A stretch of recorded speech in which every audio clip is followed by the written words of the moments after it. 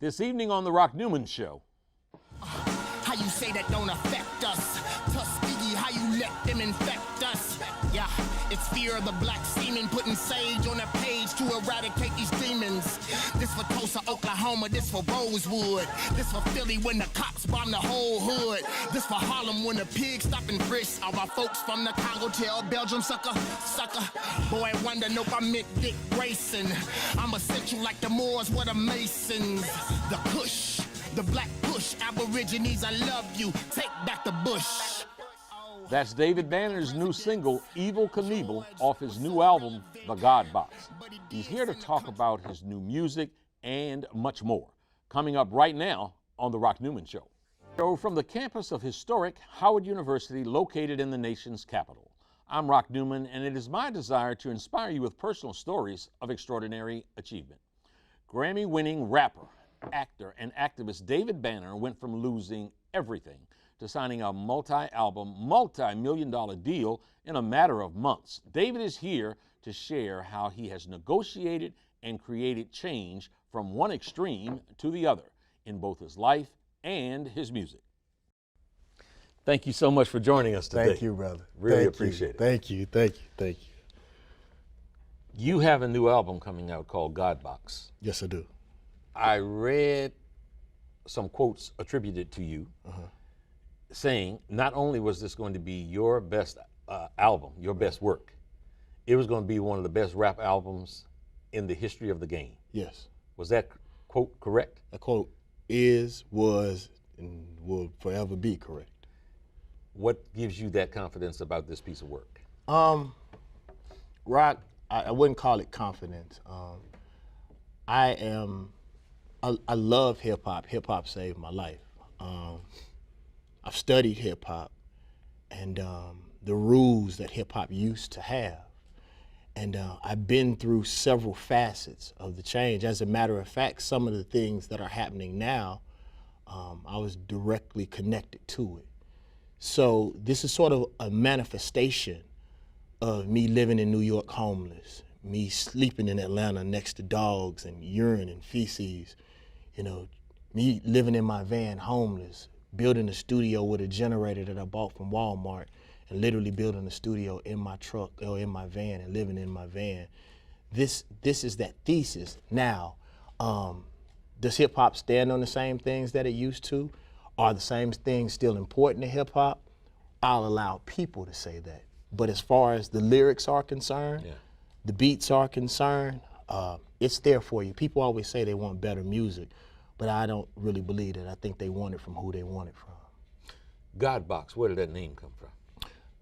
God Box is something similar to The Secret that people are gonna have to find for themselves.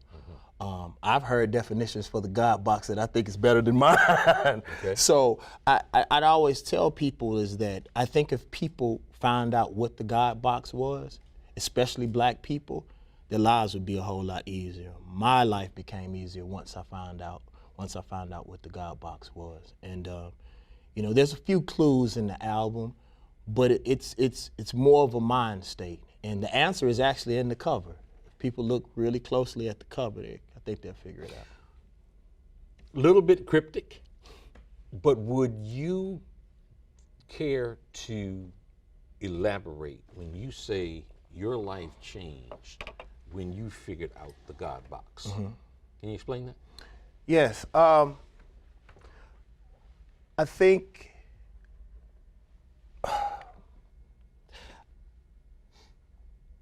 black people have lost themselves. Slavery was one of those things that disconnected us from the womb. And I think that our religion, our culture, our language, everything that makes you a person of culture or a human was taken away from us. That is why I tell people that I don't believe that black people can be held responsible for the way that they act. I think we'll get into that later. But if you look at, I'm a stepchild. My stepfather, I have his name tattooed on my arm. His name is Zeno. He's the most important man in my life. He's my hero. But my hero does not look like me. So I know how it feels for the person that you love the most on this earth, they don't look like you. So imagine if these little black children, even though black people have been on this earth over 92,000 years before the first white gene, but their image of God doesn't look like them. And we all know black people are more religious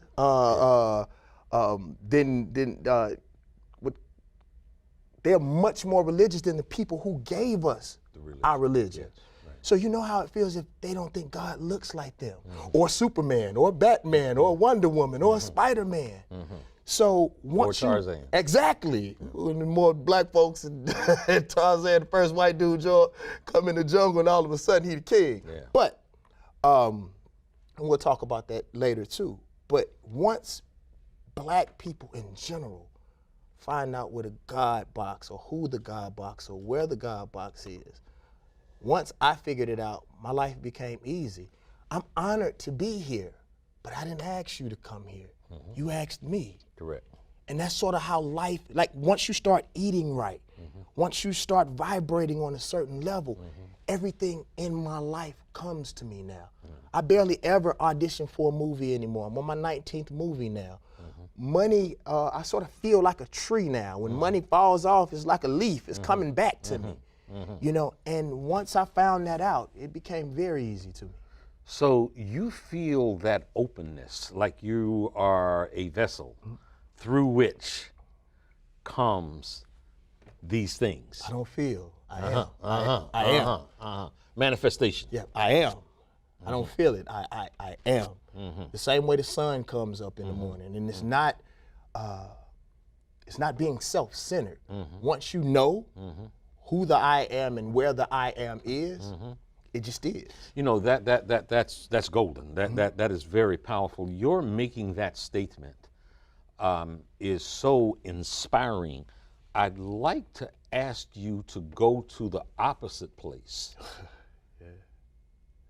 and share with us what has been your worst moment. I've had a lot of, I mean, coming from Mississippi is actually my biggest blessing. But do you mind if I sort of sway from that and come back to it? Because I think it's something very important. First of all, I think black people have pain wrong. Pain is a blessing. See, once you find the God box, you will find out that everything is your fault. If it is or it isn't, it is your fault. And by us saying, well, it's the devil's fault, or maybe God didn't mean it to be, that is a lie. You are the problem. So when we blame all of these things on exterior motivations, then we don't own it. And if we don't own it, then we never really deal with it. Don't take accountability. Accountability at all. And even if it's not your fault, if you feel like it's something that you can't handle, then you won't even attempt it. I think the biggest thing with the story of Jesus was to show people that they really can. But we don't want that discipline. We don't want to meditate. We don't want to separate ourselves from people. We don't want to admit when there's oppressive religion in the land that sometimes we have to turn over tables.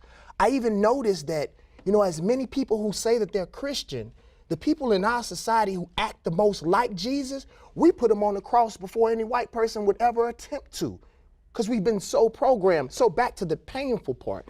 I think the most painful part in my career was when I had the #1 single in the United States with Chris Brown. It was called Get Like Me. And I had a chance to travel internationally. And I had an opportunity to see how America was forecasting black people to global markets, or the world as a whole. And being that we are in America, we get to see the great doctors and the lawyers and the people who are putting it down every day. But of course, we both know that they don't put that on TV. You know, they don't put, I'm a semester and a thesis away from my master's degree, that I had a 3.9987 at the University of Maryland. They don't talk about the fact that I threw one of the largest urban relief concerts in history. They don't tell you that I debated Congress on Capitol Hill and won, and then they walked out. They don't tell you that I was SGA president. They only talk about the stuff that I did in the streets. But when I got a chance to see how we looked internationally at that time, and me having the #1 song, Rock, I was so embarrassed. Like, we look so bad. And this was the time that reality TV shows had first started. Yeah. At that time, there was no amount of money, and I had everything, Bentleys, cars, but I had everything that I wanted. But spiritually, since that day, I can't really ever tell you what'll happen in the future, but there's no amount of money that somebody can pay me to continue to send black people's images to hell.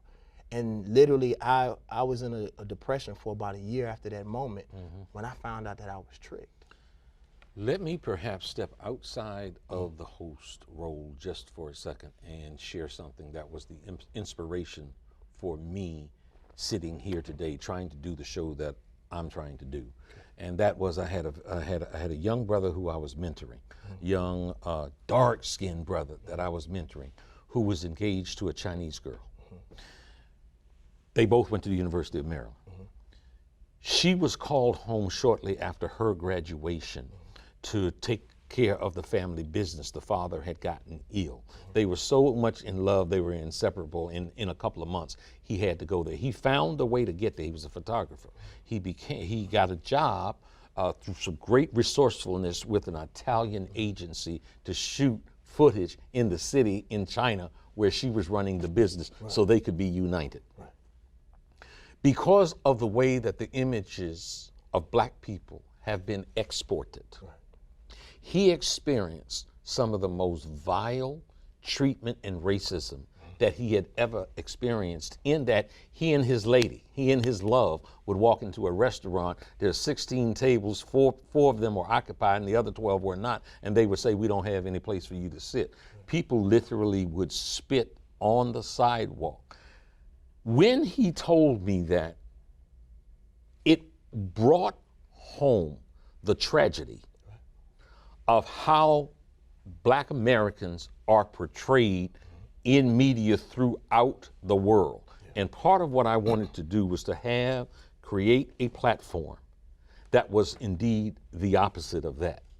Bringing you here, brother, is the opposite of that. And I thanked you in the beginning. I want to thank you again right now. And I thank you for the opportunity. Because one thing that I realized, Rock, and it was a young man at Central University, North Carolina, he taught me something that was so powerful. And I talk about this in my lectures. He said, David Banner, there's nothing wrong with racism. He said, I have a problem with white supremacy. And I said, well, what do you mean by that? He said, race is the root word. Ism and ist is the act of the race. White people are supposed to do exactly what they're supposed. They're supposed to put their people in the movies first. They're supposed to give themselves Oscars first. They're supposed to provide and forecast out to the world, or like you said, export out to the world that they're the greatest thing, smoking, no different than boxers, whether they believe it or it's the truth or not.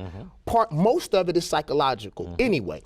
So he said, the problem is not white people. He said the problem is black people are not racist.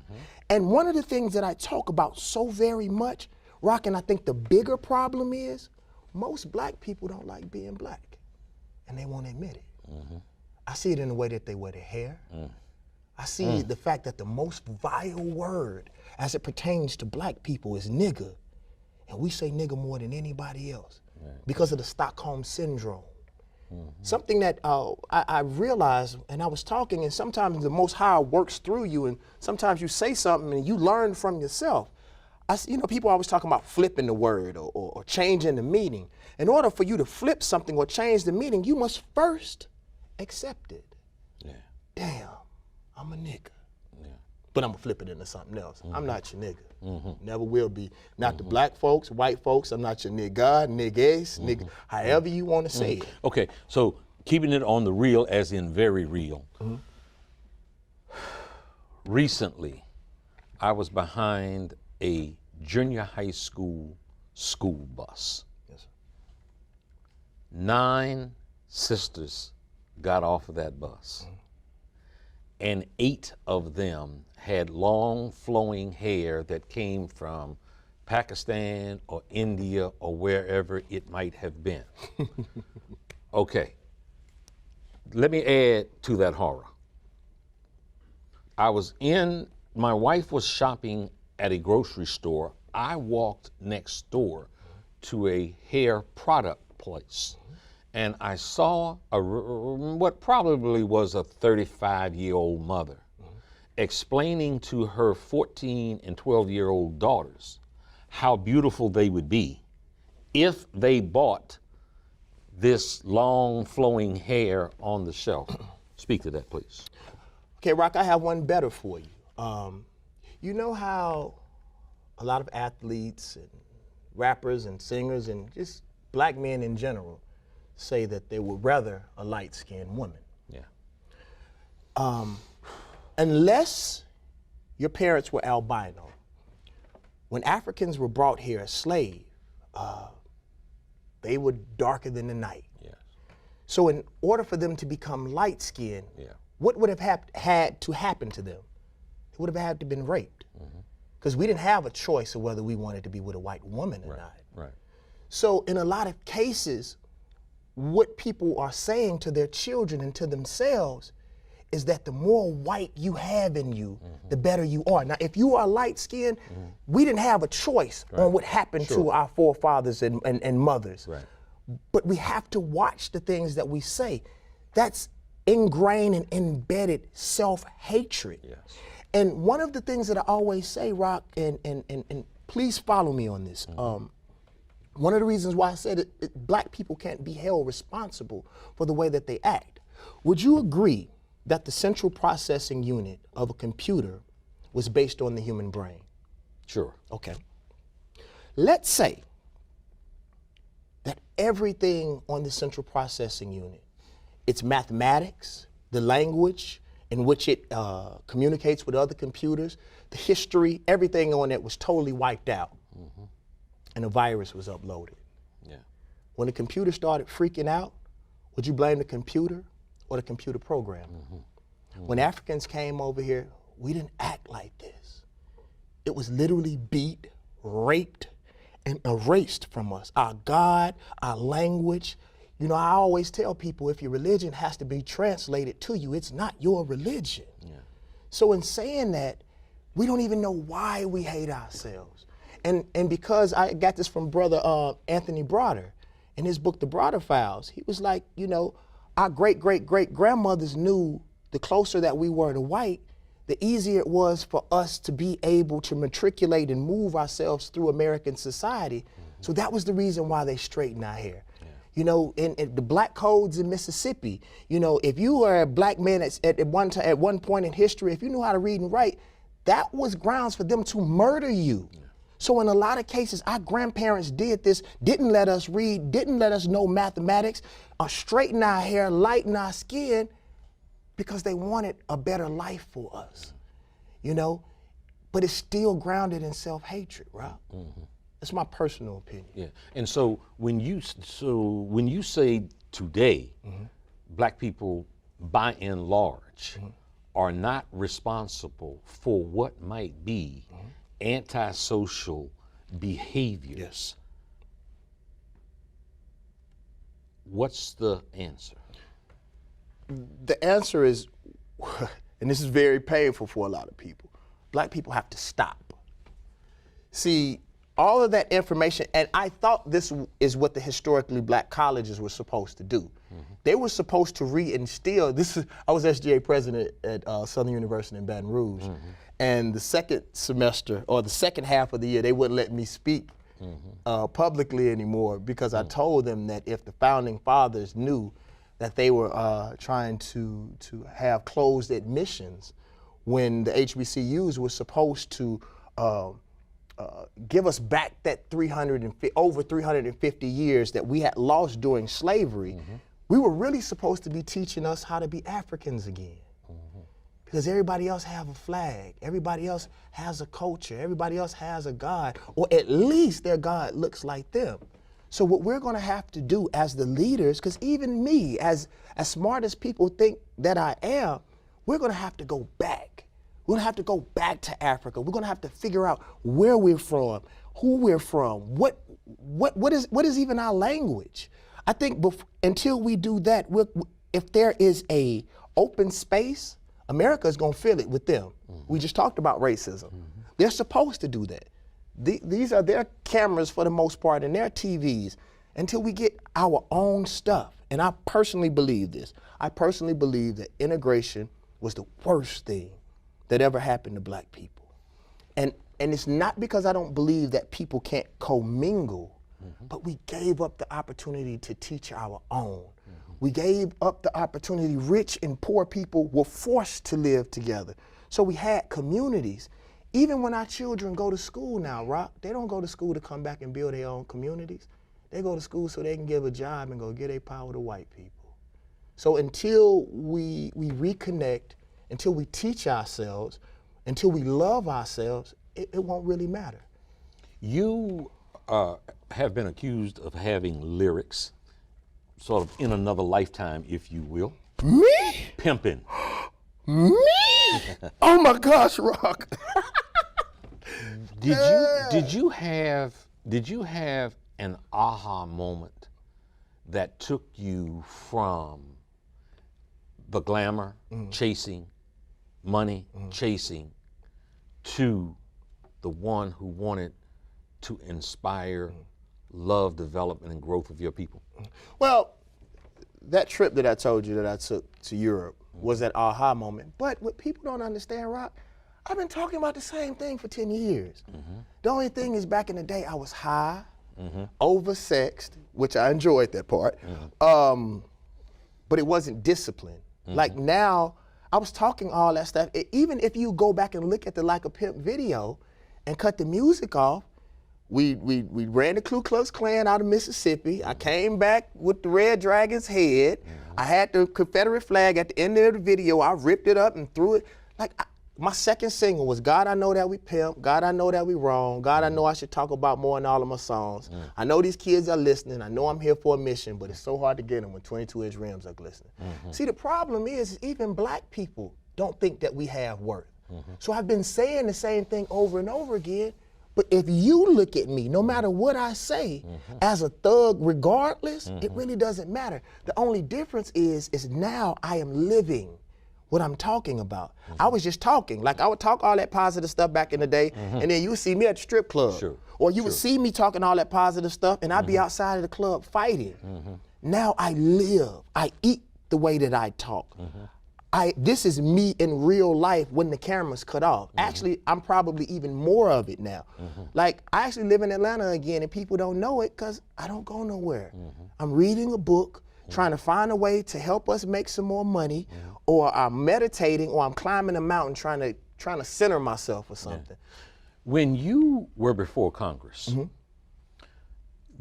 someone said something about the lyrics of hip hop and your music being sick. And your response was? Hip hop is sick because America is sick. If you want me to rap about some roses, come plant some. Yeah, see, the thing that's amazing about white folks, and you know, one of the things that let me down the most about Obama is the first thing Obama did when he got in office was he went and told black men to go raise their children. And I was like, but dude, you're not talking about what happened to us to make us be that way. You didn't talk about slavery. You didn't put any of that ownership on anybody else. And it's the same thing with white people. They're always pointing fingers, and you knew that you've been redlining our communities. As a matter of fact, you knew what the ghetto was. The ghetto was an experiment, literally, and I learned this in the Holocaust Museum here in DC, that the ghetto was actually an experiment that the Nazis did to Jewish people, where they started off on animals. They put animals in an enclosed situation, gave them limited resources, and they saw that those animals ripped each other apart.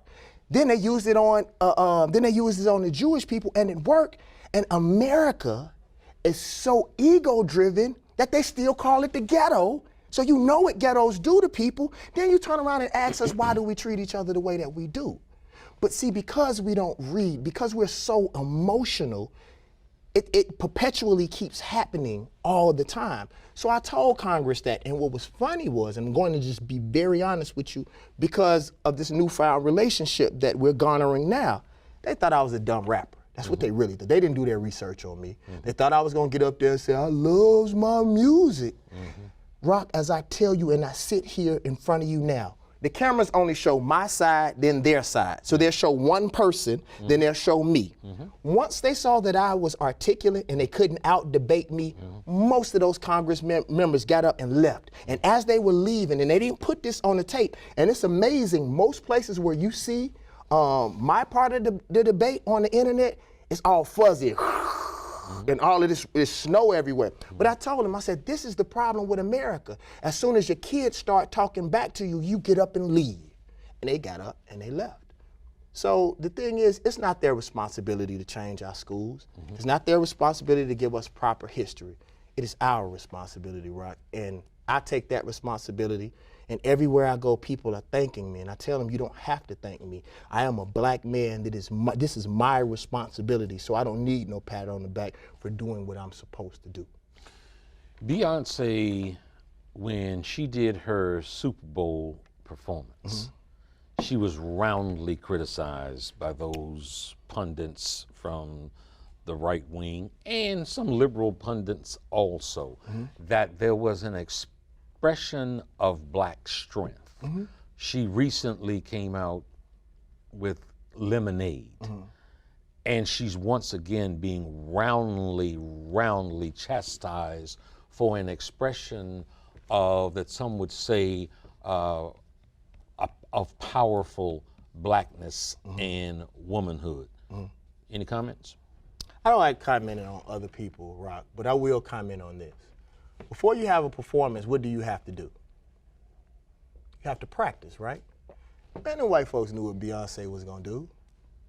So my thing is, these big white companies are pressing this up and putting this out. There's something else to it. I don't know what it is. It's not my place to say, but you and I know both, because I see it in your eyes.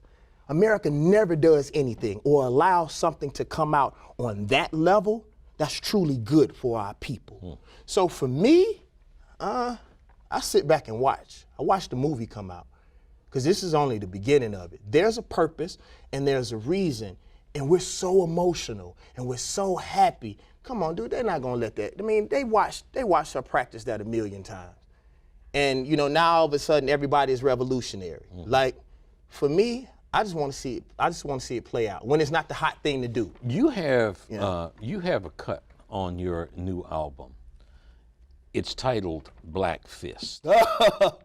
Yeah. Can you talk to us about that? Rock, I'm gonna need your help really soon. The video is coming out. This might be the only place I could come and talk. Black Fist is sort of my ode to the people. And the thing that I'm telling people for the most part is, I don't want your religion. I don't want your help. I just want you to leave my people alone. You know, they always tell black people to get their stuff together, but every time we get it together, you burn it down. Or you find a way to put fraud on top of it. Because the truth is we are the child race of America. And us being ignorant financially, socially, and mentally, we spend like children. We act like children. So us acting the way that we act right now, America makes billions of dollars off of it. So for me, I'm asking everybody, just step back and allow black people to do their thing. And I am very serious when it comes to my people. Rock, I will tell you this. If you want to solve the problem of white supremacy, there's only two things you can do. Praying ain't one of them. Marching ain't one of them. Debating with your enemy is not one of them. There's only two things white supremacy respects. It's the loss of life and the loss of finance. When they passed that law in Mississippi and in North Carolina, what did they do? They contacted PayPal, and PayPal said they're pulling their pulling their contract and their company out of North Carolina. That is what Black Fist is about. It's about, you're either going to affect finances or you're going to affect somebody's lives. If those cops felt like if they killed a black man, woman, or child, and something was going to happen to their family or going to happen to them personally, they wouldn't do it. You said earlier that you felt that integration was one of the worst things that could have happened to black folks. It is. and you speak a language now that certainly, at a minimum, talks about a total reliance on self. Yep. So does that equate to a form of separatism? Well, if you had a child, Rock, that stayed in your house and wouldn't leave for 500 years, right? Would you respect that child? If you know that that child, in order for that child to live, it needed you. If it was hurt, you need their food, their electricity, their hospitals, everything about them. It doesn't really matter what that child says to you, does it? Because they have to do what? Come back to you. Right. See, the thing is, before we can be respected by anyone, everything that I'm telling you, the answer to everything that you asked me today is self. Religion, socially, business-wise, it doesn't matter. Until we get ourselves together, it really doesn't matter. Like, it is all about self. And then when people, when it's so funny, and this is one thing that I hate about America, because I love black people, don't mean I hate anybody else. When I talk about white folks, historically, I can tell you, Rock, you name one place on this earth that an old white man has gone, that the indigenous people of that land hasn't all, if not totally been annihilated, haven't almost been totally annihilated. When is the last time you've seen a Native American in traditional garb? When is the last time you even seen a buffalo, the indigenous animal and indigenous people of this country? When have you seen them? So they talk about how violent we are. But black folks ain't done nothing but love folks. Native Americans haven't done anything but, Native Americans haven't done anything but love folks. The indigenous people of most of these places in the world are people of love. And for me, you have little China, you have little Russia, you have all of these little subsections of America. Why can't we have little Africa? It's not that I don't want you, but I'm just trying to get myself together. But we spend trillions of dollars. If we got ourselves together, that's going to affect them financially. And what did I say that white supremacy hate? The loss of finance or the loss of life. Nick Cannon recently came out, seems to me, in favor, suggesting that there was no reason to vote, so therefore you should not vote. In this hot political season, what's your thoughts on that? I mean, Nick is entitled to his own opinion. And again, I don't like to talk about other people, but my personal opinion is until we can gain power, you have to go through the process. And it's nothing but 15 minutes, Rock. Like, all you really want to do is numbers. You just want to hold people accountable for what they say. And until we're able to get this power structure that you and I are talking about, you have to go through the process. And I personally believe, and I learned this when I became SGA president at Southern. I've never been a political person, but I do believe until black people invest in power, power has no reason to invest in black people. Just go through the process, even if you don't, because I personally believe whether it's left wing or right wing, it's part of the same bird. That's what I personally believe. But I do believe until I am able to provide jobs for my people, until I'm able to stand on my own, I have to play the game. You were specifically critical of Bill Clinton and Hillary Clinton. Yep. As she was first lady and talked about the super predator. She now is obviously the leading Democratic candidate. She is receiving an overwhelming support from the black community. And you say? I say we've been duped again. I believe, again, this is my personal opinion. This has nothing to do, this doesn't come from the Rock Newman show. This is just David Banner. Then you can write the stuff underwear. It's just now silent. It's no different than what I believe about Malcolm and Martin. I believe black folks followed Martin for the most part. And we still talking about peace and marching. And black people are worse than they've ever been in their lives. So that would lead me to believe, you say that Martin's way was better, but look at where we are when we went in that direction. So it would make me think, as a thinking man, maybe we went down the wrong road. Maybe we need to start doing some of the things that Malcolm, because all the stuff that Malcolm was saying is relevant right now. Like Malcolm, besides my father and Mr. Moody, my mentor, Malcolm has had more effect on my life because it seems like he's talking to me right now. Like you don't even have to take away anything. He's talking to us. So about Hillary and them, like, dude, we've been dealing with these same families, the Bushes and the Clintons, and they've been doing the same thing over and over again. Bill Clinton was playing saxophone, and black folks thought he was the greatest thing ever, and he was the one that signed the bill that put over 600,000 black people in jail for non-violent drug crimes. Hillary called us at that time super predators. She was with it. And now all of a sudden you're carrying around hot sauce. Like, no, Hillary, what are you gonna do to make that better? That's what I want to know. I'm not saying that people don't change their ways and they don't get better, but you sliding around and you're doing the same thing that your husband did, and I don't see anything different. I am tired of politics. But, Rock, I think, again, we have to turn back inward. One of the reasons why black people don't progress politically is because we don't have an agenda. If you talk to any other subsections of American culture, if you go and ask the average Mexican, what do they want out of politics, what do they usually say? Yeah, they want, I understand, I get your point. Yeah, you just talk about immigration, Sure. right? Mm-hmm. So you ask 15 black people, what do they want?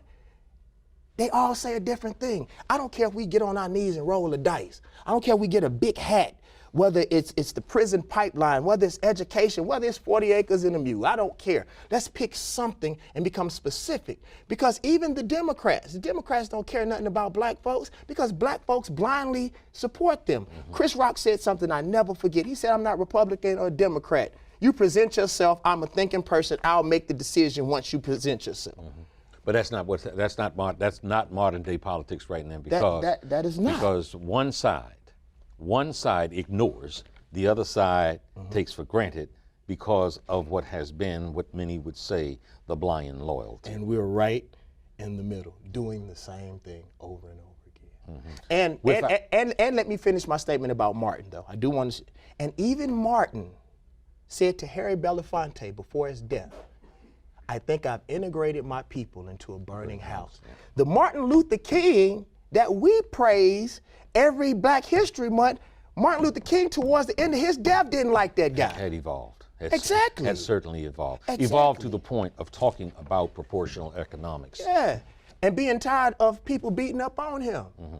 Let me ask you something. You evoked the name Malcolm X a few times. Yes. That he speaks to you right now. Yes. One of the comments that is often played by Malcolm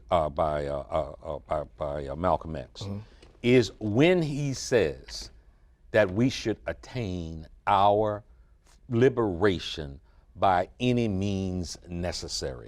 And it didn't take a stretch at all for one to think that could even mean armed struggle. Oh, yes. You, interestingly enough, on your new album, have a cut called Uzi. Right. Any correlation? I'm relieved that you asked that question, literally. I want to ask you a question, Rob. Has America ever taken anything peacefully? As it has gone around the world? Everywhere it goes. As it has been the world's policeman? Exactly. I honestly, brother, I believe, because I have a lot of criticism of cops. But one thing that I tell people as a person who owns over 40 firearms, and I have my federal firearms license, I believe that there's just as many good people in the world or on the police force as there are good people in the world. If you look at it sort of, per capita, or proportionally, excuse me, proportionately, and there's as many bad people. So I would always tell people, as long as cops have guns or bad cops have guns, I'm gonna always have my gun. Because it is amazing to me, and I don't understand this. We are looking to our oppressor to educate us, to protect us, and we see what they're doing every day. Rock, like I'm looking at the news and I'm like, well, why don't people put this together? If we were to kill as many puppies or dogs, the same way that they came down, like, you know, they came down on Mike Vick. You know, if they were killing dogs in America, the federal government would step in immediately. But they don't seem to draw a correlation with black people dying. So as long as they shooting at us, I am shooting back. And I mean that whoever it is, if you're white, black, alien, if you threaten my life or my family's life, it is my responsibility as a male, a alpha male, to protect my pact. So that's by any means necessary. And what's so amazing to me, in most cases, like, they come to us with it. I don't have, like, and I'll tell you something I haven't told anybody. I've been getting threats, life threats. I'm not going to white folks' neighborhoods talking what I'm talking. I'm not dealing with them. I am only going to my people. So why do you have a problem and you want to threaten my life for me educating my people? I was in Tulsa, I'm going to Tulsa, Oklahoma very soon, and we got a call from Tulsa saying, I don't think that we want David Banner coming down here stirring up our good Negroes. 1962? You feel me? So like I said, like that registers to me when Malcolm speaks, the same thing is happening. The only reason why America seems like a better place, because they have all the resources. They have all the power. Anytime, even look at when Obama was elected, you saw racism raise its head like it hadn't raised its head since the early 80s. Like, are you serious? And all the dude did was by law become elected president. Let me ask you something as a businessman, because you are an entrepreneur, you are a businessman. It's just two parts to this question. One is, you speak a language that would clearly be viewed as hostile, perhaps even provocative of violence, provoking violence. I think what I'm hearing you say is for your community to be willing to defend itself. That's what I was thinking. I think that's what I think that's what I'm hearing you say.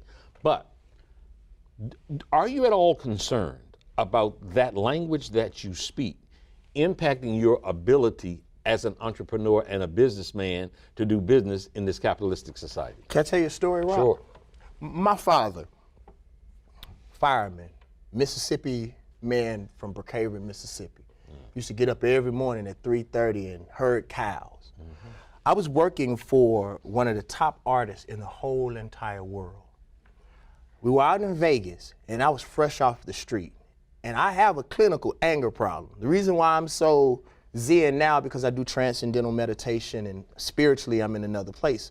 But I fight my anger every day. So I'm out in Vegas, and I'm waiting on this artist to come back. He was gambling. And so I'm playing beats for my album that was gonna come out at the time. He walks in and said, "What's that?" And I said, "That's my new album." He said, "Is that for sale?" I was like, "No, that's for my album." And he flipped me a chip. I think it was a $5,000, $10,000 chip. He had so much money, he didn't cash it in. But I'm from Mississippi, homie. You don't throw nothing at me. So I was about to knock his top off. But then I was like, okay, I got this anger problem. Maybe I'm tripping. So I stepped outside and called my dad. This was before he died. I said, "Dad, something happened in the studio, and like, I think I'm about to go hurt this guy." And he said, "Son," he didn't even ask me what happened.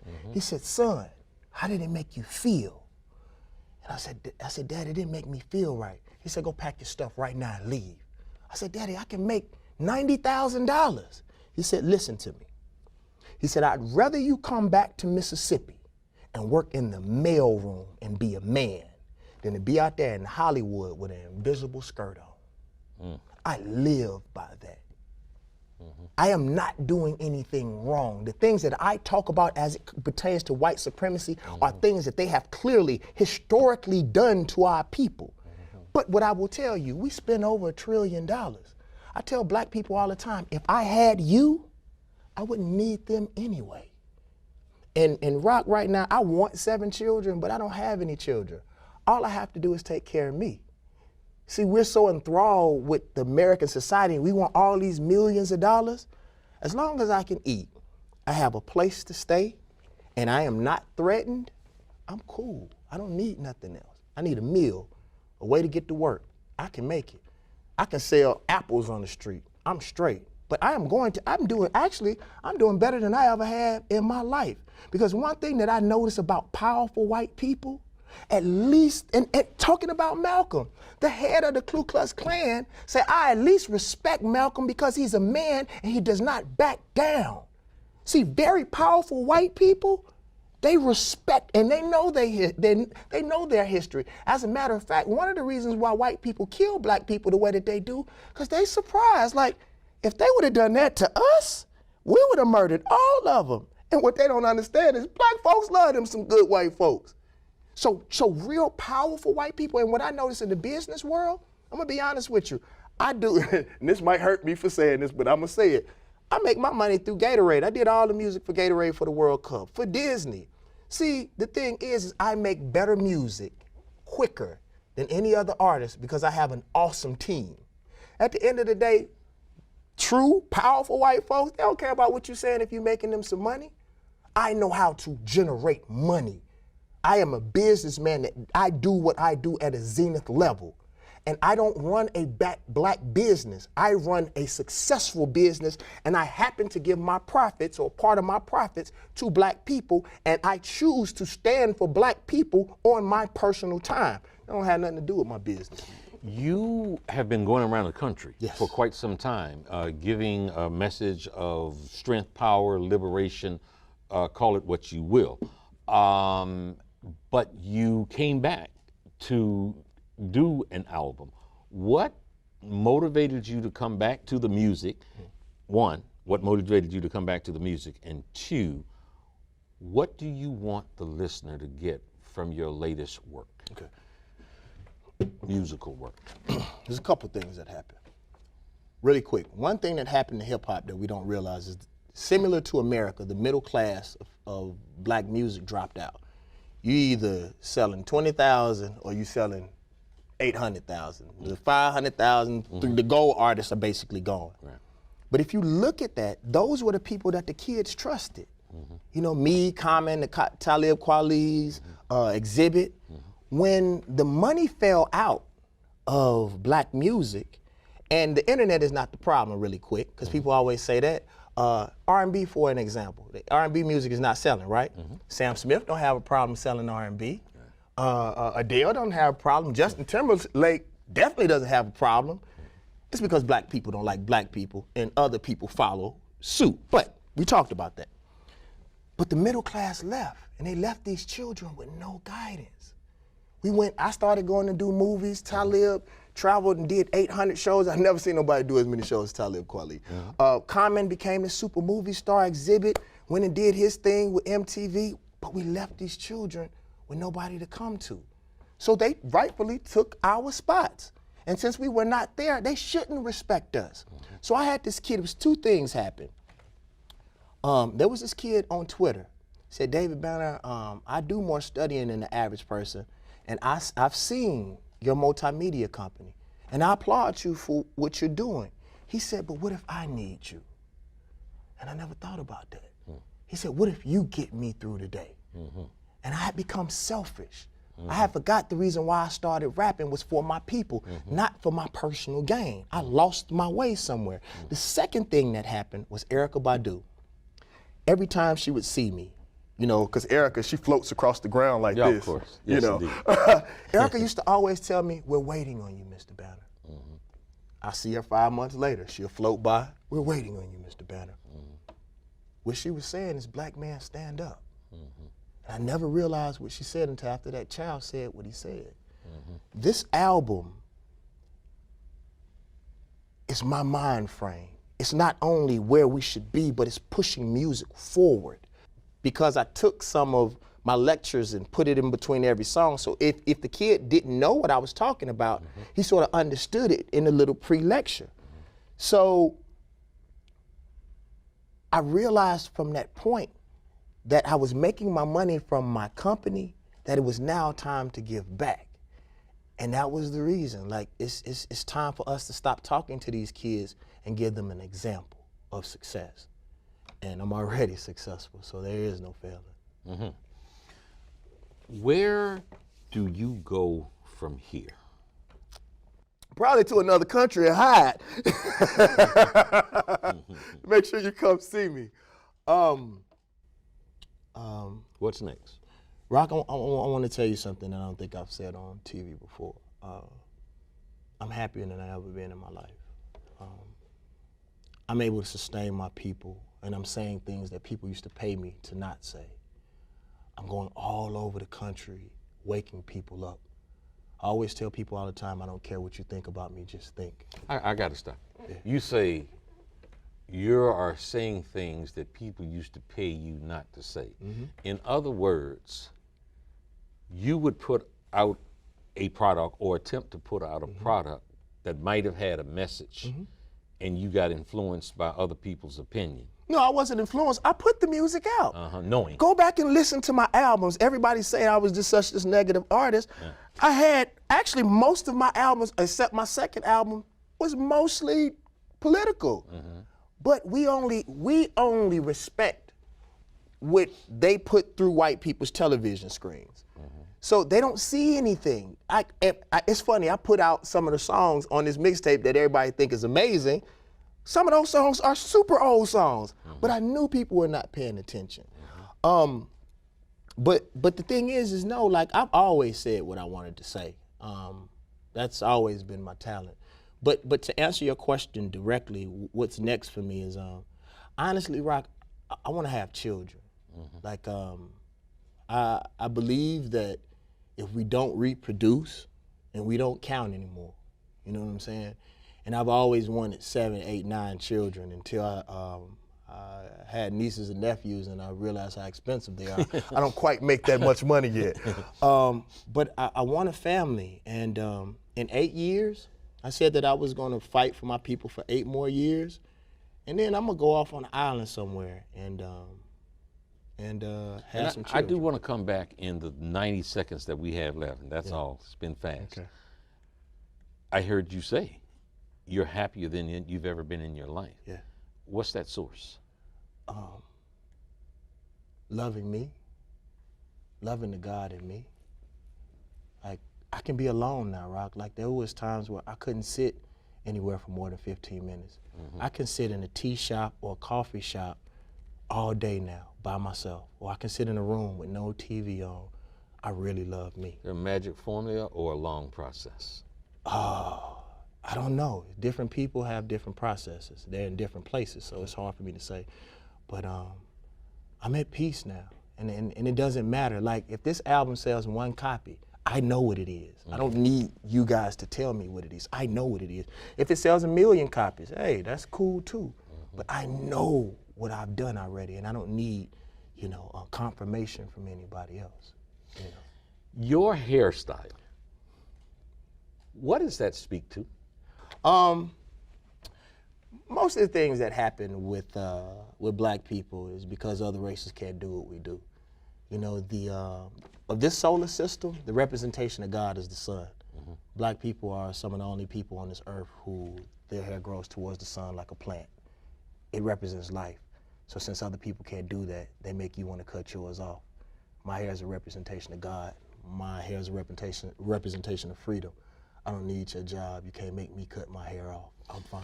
My brother, you are a representation of the inspiration that I talk about when we do this show. Thank you so very much. Thank you.